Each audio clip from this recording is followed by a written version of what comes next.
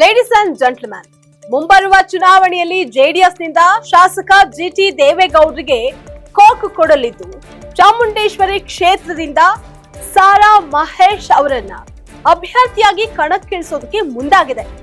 ಇದ್ರ ಬಗ್ಗೆ ಜೆಡಿಎಸ್ ವರಿಷ್ಠರು ಚಿಂತನೆ ನಡೆಸಿದ್ದಾರೆ ಅನ್ನುವಂತಹ ಸುದ್ದಿ ಬಂದ ಬೆನ್ನಲ್ಲೇ ಇದೀಗ ಜಿಟಿ ದೇವೇಗೌಡರು ಪ್ರತಿಕ್ರಿಯಿಸಿದ್ರು. ಏನ್ ಹೇಳಿದ್ದಾರೆ ಅಂತ ನೋಡ್ತಾ ಹೋಗೋಣ. ವೀಕ್ಷಕರೇ, ನೆಲ ಜಲ ಭಾಷೆಗಾಗಿ ಪ್ರಾಮಾಣಿಕ ಪತ್ರಿಕೋದ್ಯಮ. ನೀವು ನೋಡ್ತಾ ಇದ್ದೀರಾ ಫೋಕಸ್ ಟಿವಿ, ನಾನು ನಿಶ್ಚಿತ.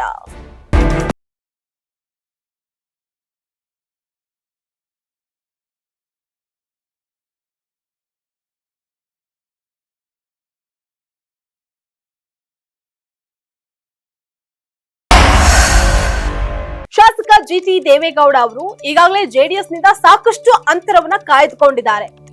ಹೀಗಿರುವಾಗ 2028ರ ವಿಧಾನಸಭೆಯ ಚುನಾವಣೆಯಲ್ಲಿ ಚಾಮುಂಡೇಶ್ವರಿ ಕ್ಷೇತ್ರದ ಟಿಕೆಟ್ ಅನ್ನ ಸಾರಾ ಮಹೇಶ್ ಅವರಿಗೆ ನೀಡೋದಕ್ಕೆ ಪಕ್ಷ ನಿರ್ಧಾರ ಮಾಡಿದೆ ಅಂತ ಹೇಳಲಾಗ್ತಾ ಇದೆ.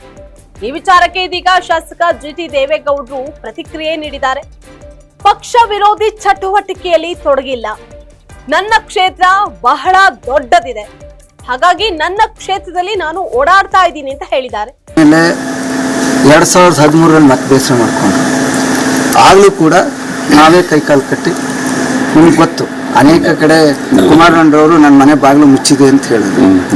ಆಗ ನಾವೆಲ್ಲ ಮುಖಂಡರುಗಳು, ನಿಖಿಲ್ ಅವರ ಆದಿಯಾಗಿ, ಹರೀಶ್ ಆದಿಯಾಗಿ, ನಮ್ಮ ಆದಿಯಾಗಿ ನಾವೆಲ್ಲರೂ ಕೂಡ ಒತ್ತಾಯವನ್ನು ಮಾಡಿ ಅವರ ಅನಿವಾರ್ಯತೆ ಇದೆ ಅಂತ ಹೇಳಿ ಕರ್ಕೊಂಡು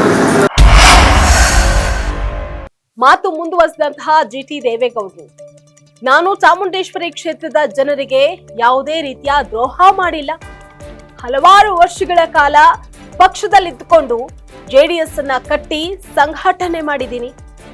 ನಾನು HD ದೇವೇಗೌಡ, HD ಕುಮಾರಸ್ವಾಮಿ ಅವರ ಜೊತೆಯಲ್ಲಿ ಸಾಗಿ ಬಂದಿದ್ದೀನಿ.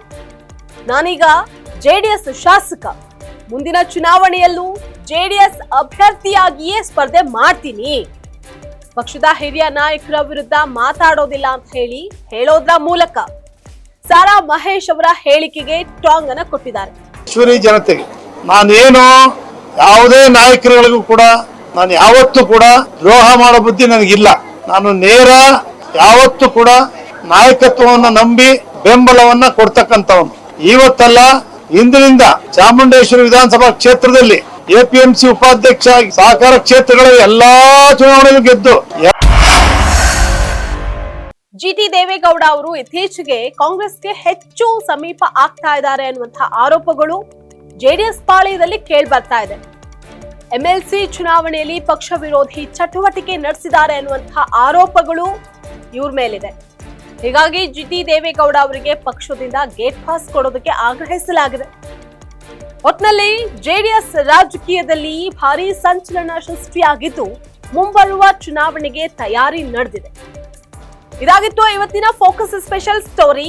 ನೆಲ ಜಲ ಭಾಷೆಗಾಗಿ ನೋಡ್ತಾ ಇರಿ ಫೋಕಸ್ ಟಿವಿ.